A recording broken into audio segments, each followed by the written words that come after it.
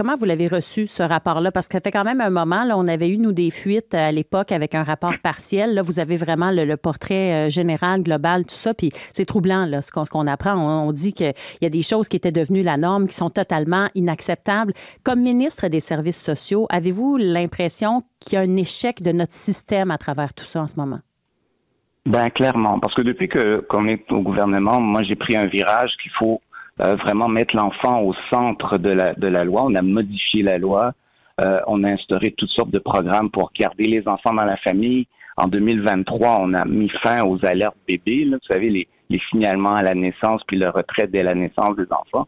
Donc c'est clair que ça allait à l'encontre de nos orientations.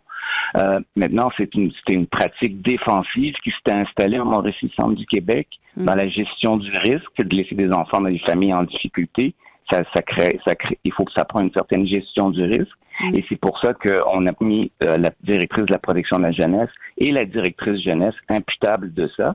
Je pense que les intervenants faisaient leur travail, mais la haute direction de la protection de la jeunesse et la direction jeunesse n'avaient pas des bonnes pratiques ou des bonnes directives, et c'est pour ça qu'on les a remplacés.